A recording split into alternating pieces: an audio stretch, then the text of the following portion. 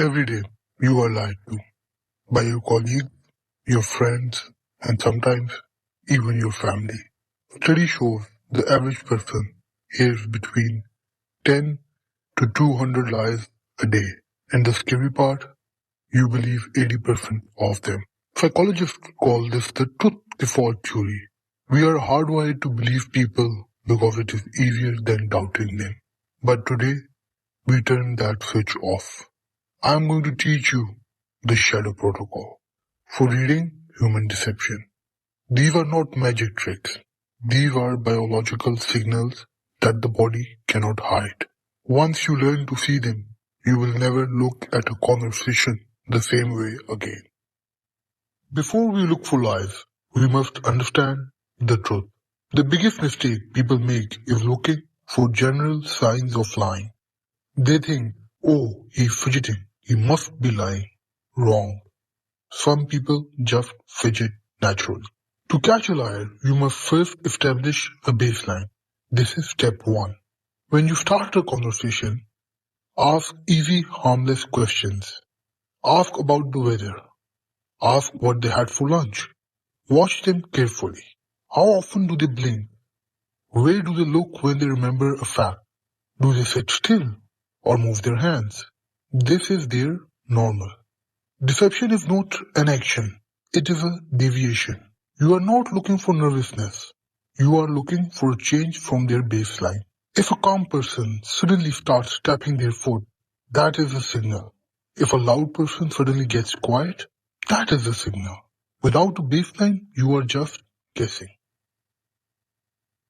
They say the eyes are the window to the soul. In the Shadow Lab, we know they are the window to the stress responses. The first major sign is eye blocking. When we see or say something we don't like, our brain tries to block it out. This happens in milliseconds. It might be a long blink, or they might rub their eyes while answering. They are subconsciously trying to hide from the lie they just told you. Second, watch the blink rate. A relaxed person blinks about 15 to 20 times in a minute. Under the stress of a lie, the rate often skyrockets. It is a physiological attempt to lubricate the eyes as the nervous system heats up. Or in a cold-blooded liars, it drops to near zero. They stare at you without blinking to prove they are honest. Both extremes are deviations. Both are dangerous. Lying causes a spike in cortisol, the stress hormone. The body hates this feeling and immediately tries to calm itself down. We call these pacifying behaviors. The most common one, touching the neck. The neck contains the vagus nerve, which slows down the heart rate. When a man feels threatened by a question, he will often cover his throat or adjust his tie. It is an unconscious move to protect the most vulnerable area. Women often do this differently. They might touch the suprasternal notch, the little dip at the base of the throat, or play with a necklace. If you ask, "Did you finish the report?" and their hand goes straight to their neck before they answer, yes, you have a problem.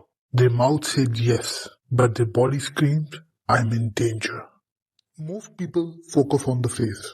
Liars know this. They practice their facial expressions. They practice their smile, but they forget their feet. The feet are the most honest part of the body because they are controlled by the limbic brain, the survival center. We are programmed to freeze, fight, or flee. When someone wants to leave a conversation, the feet will point towards the exit. Their torso might be facing you. They might be smiling and nodding. But if their feet are pointed at the door, the brain has already left the room. This is called ventral denial. They are denying you access to their full attention. If you see the feet shift away when you ask a tough question, know this. They want to escape the truth. Now let's look at the words. The structure of a lie is different from the structure of a memory. When a truthful person tells a story, they jump around. They say, I went to the store. Oh wait, before that I almost lost my keys. Anyway, I got to the store. Their memory is emotional and messy.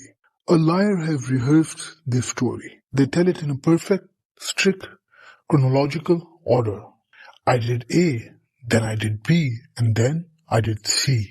It is too perfect. It feels like a script. If you suspect a scripted lie, use the reverse order technique. Ask them to tell the story backwards. Start from the end and go to the beginning. A truthful person can do this easily because they are replaying a memory. A liar cannot. Their script only works in one direction. They will stutter, get confused, and the cracks will appear. Finally, how do you break them? You use law number 4, silence. When you spot one of these signs, the neck touch, the eye block, the feet turning away, do not attack, do not scream. You are lying. That makes them defensive. Instead, just look at them, maintain eye contact, and stay completely silent. Silence creates a vacuum. The liar's brain is running at 100 miles per hour, trying to maintain the deception. The silence terrifies them. They will start talking to fill the void. They will add unnecessary details.